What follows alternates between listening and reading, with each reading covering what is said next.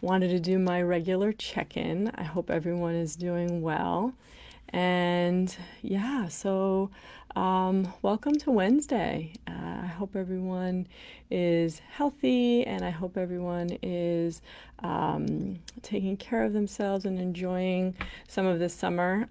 So I know it's a little bit different than what many of us have expected, but I do hope that you're finding time to take care of yourselves and to enjoy. So so this time I wanted to chat a little bit about building connection with people. And I know particularly with those on the autism spectrum, building connection can be challenging. And I talk about that in some of the courses that I have online. And I've actually talked a little bit with Isabel Hano, who is a therapist and sexologist working specifically with people diagnosed with Asperger's syndrome, but also with autism.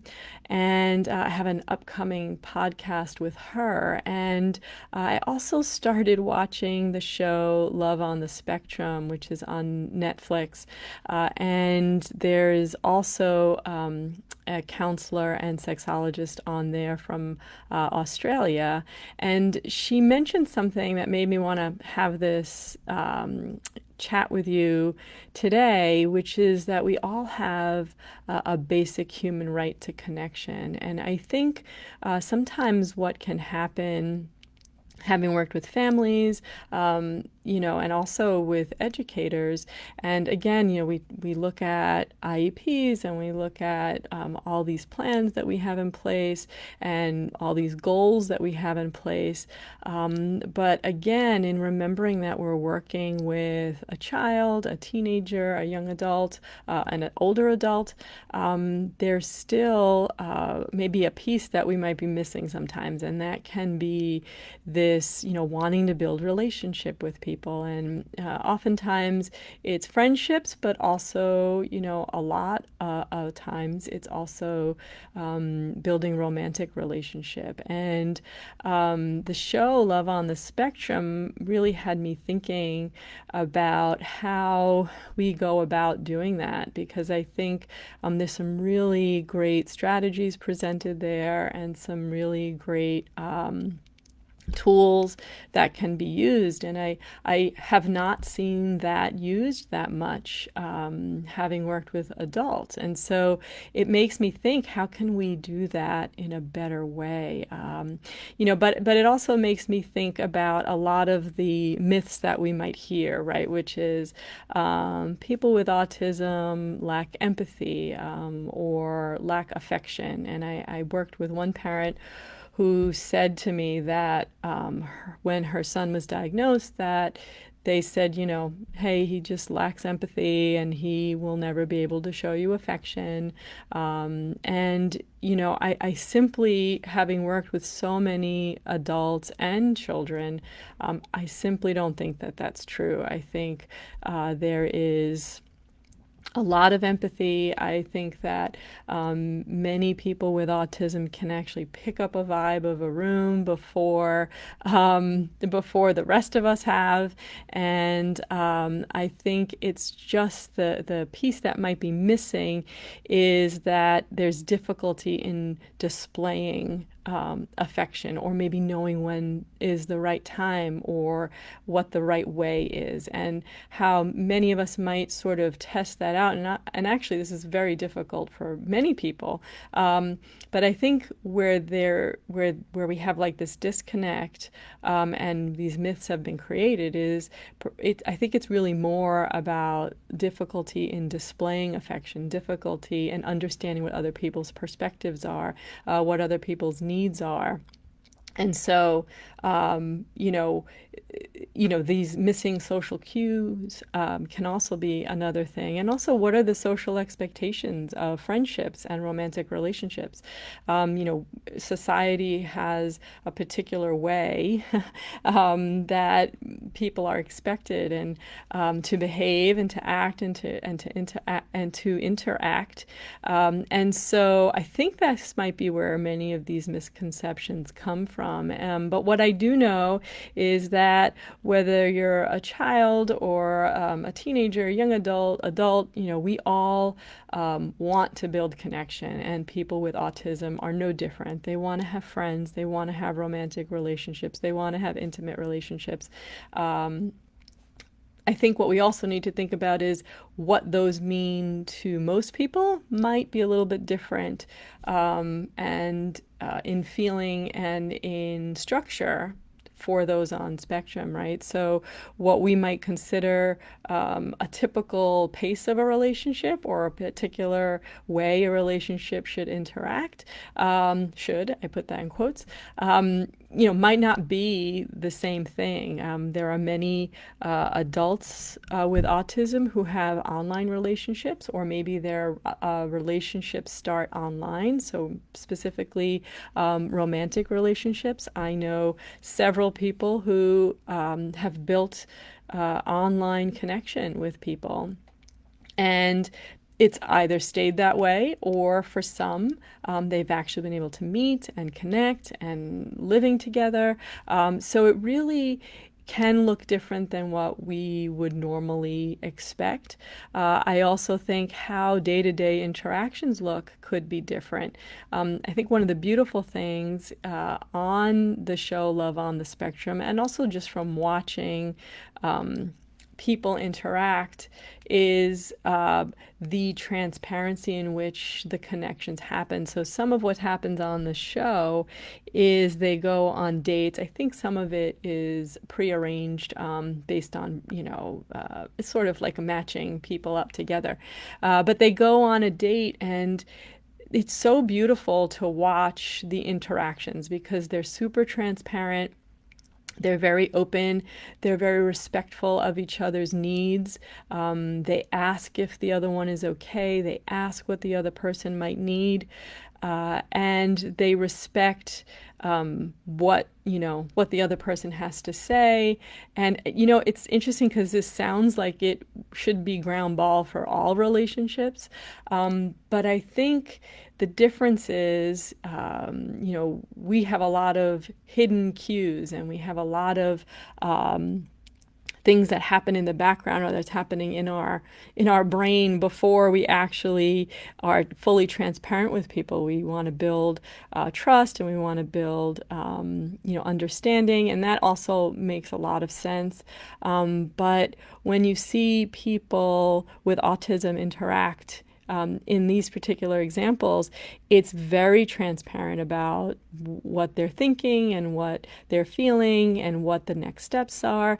And it's really a very nice way to see people build connection and be respectful of what the other person is looking for. And so for those of us in relationship with people on spectrum, whether it's a family member or a friend or a partner, we really need to be mindful that we need to be really transparent, and we need to be open about what we want, what we don't want, what we like, what we don't like, and really, know that we're going to get the same thing back. And so I think, we're not used to, operating in that way. We're not used to being super transparent with how we're feeling and what we're thinking.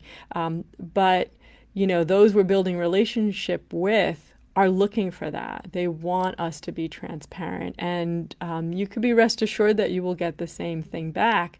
And again, it's really setting clear expectations, talking about how we like to communicate and what best serves us, and sometimes that takes a bit of work. And I will say that this is not an easy task, right? I think it can be really challenging at times, but I know that at the other end, if we're really clear about what the expectations are, we're really clear about communicating and what ways we best communicate, I think it works to our advantage. And again, this seems like it should be typical for all relationships. And I think we work towards that. But I think in this particular case, you sort of have to lead with that. You have to lead with what the expectations are. You have to lead with what the next steps are. Maybe also, creating a roadmap. One thing I can think of is. An example is going out on a date, but really being really clear about what are the expectations, how much time will we spend, where are we going to go, will there be food involved, what's the environment going to be like, and making sure that everyone involved is comfortable with the kind of event or outing that we're planning, and making sure that it's a comfortable space for everyone. So that's like one example. Another example is open communication, and maybe if one member of the relationship gets uncomfortable with a particular topic, or it becomes too stressful, or maybe it's anxiety provoking, can we take a step back and just say, what, why don't we pause here? And it's okay. We've agreed that if something gets really challenging, that we can take a pause and take a break and come back and then continue our conversation, and that we won't take it as a dismissal, or we won't take it as that the person doesn't want to talk with us. It's really just more about, I'm not going to be able to give you my best thinking or my best self in this place of stress. And so let's pause, and we can come back to that conversation. So, these are just really small examples, but I think they can be impactful ones. And it really is about looking at what the structure of your relationship is as well. If it's a partner and it's a romantic relationship, will it stay online? Are we going to meet? If we actually, do decide to meet, what is that going to look like? Or, there are relationships where people are married and they live separately, or maybe they have separate rooms so that they can have their private space and be able to kind of decompress and have their privacy, but then they still live together. Maybe people live separately in completely different locations, and that can be another model for what that looks like. Also, I find that partners will be really respectful of each other's special interest. And so whether it's, toy collecting, or whether it's card collecting, maybe it's Legos, or maybe it's drawing, or maybe it's animals, maybe it's plush toys, whatever that is for each partner. The other is usually really respectful because they understand where that person is coming from. They're coming from a place of understanding. Other people might look in and say, oh, well, isn't it, really juvenile to have stuffed animals? Or shouldn't they be done with Legos, by the time they're X age? And so I think those are judgments that we're placing on those types of things and those items. I think what is nice here is that you'll see people connecting over those special interests and being able to share them and understand them, and maybe learn something new and pick up a different special interest that they may not have thought of. And so sometimes those interests are shared, sometimes they're not. But either way, I think it's part of this bringing your whole self to the relationship and really sharing that. So again, I really find it refreshing to see the transparency, refreshing to see people being their whole selves, speaking up for what they need, being an advocate for themselves, and then being an advocate for each other, which is, again, a really lovely thing. And so, again, this can take work, and there's a lot of steps that happen to get to this place, right? As we've talked about in the past and other,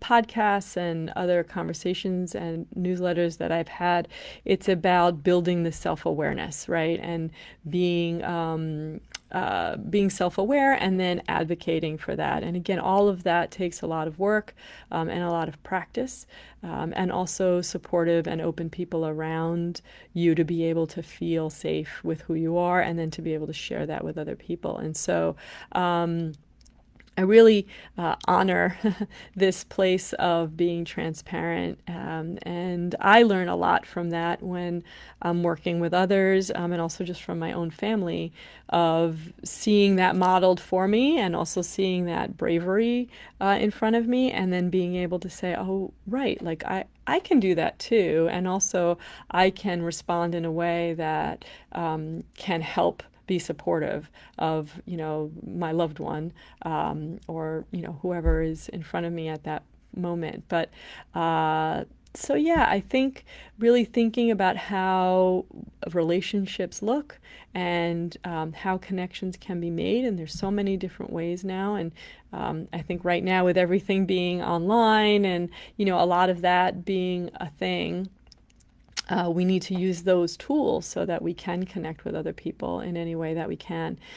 So thank you so much for listening today. I'm honored that you are here, and I look forward to the next time. So thank you. And again, any thoughts that you might have or want to share, please message me or put something in the comments, and I'd love to hear from you. And I'll talk to you all soon. Okay, take care.